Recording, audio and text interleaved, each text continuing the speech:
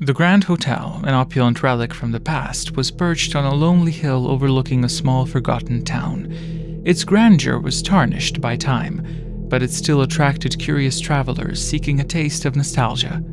My friends and I, avid thrill seekers, had chosen it as our destination for a night of adventure.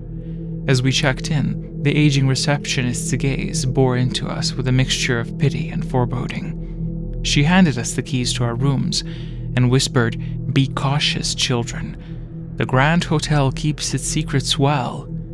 Ignoring her cryptic warning, we made our way to our rooms. The corridors were dimly lit and a heavy silence hung in the air. We had booked adjoining rooms, and as we entered, the musty scent of the past greeted us. The night started innocently enough. We unpacked and laughed off the receptionist's unsettling words. As the evening wore on, we decided to explore the hotel's neglected corners, fueled by ghost stories we had heard.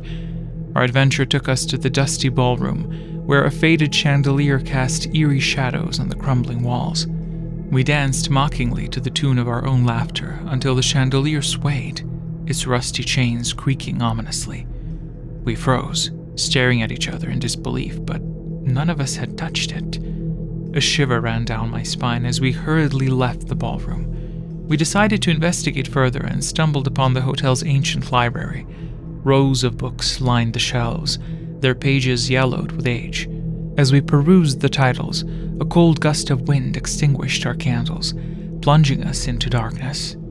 Panic set in as we fumbled for our flashlights, our heartbeats echoing loudly in the silence.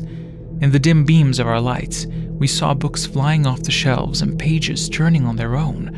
Whispers filled the room, chilling us to the bone. A voice, distant and mournful, drifted through the air. "Leave this place," it pleaded. We ran out of the library, our nerves frayed and our minds racing. Returning to our rooms, we found the connecting door between them wide open, even though we had locked it earlier. A sense of dread washed over us as we realized that something unnatural was happening in the Grand Hotel. As we discussed our options, a deafening crash echoed through the hallways. We rushed to the source, only to find that a heavy antique mirror in the corridor had shattered into countless shards. The pieces seemed to move of their own accord, forming words on the floor. "Get out now." After hours of arguing, we went back to the library. We delved into its history, discovering that it had been built on an old burial ground where restless spirits were set to roam.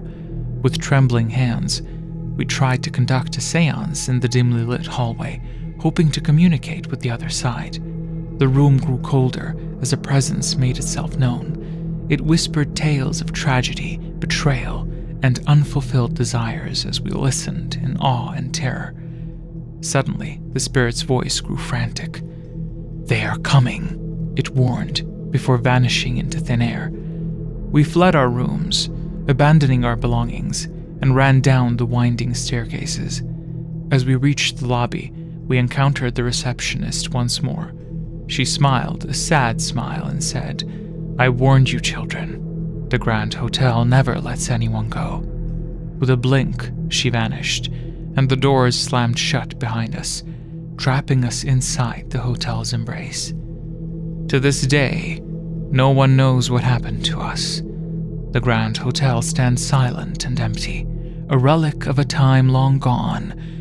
But if you ever find yourself in its shadow, heed this warning.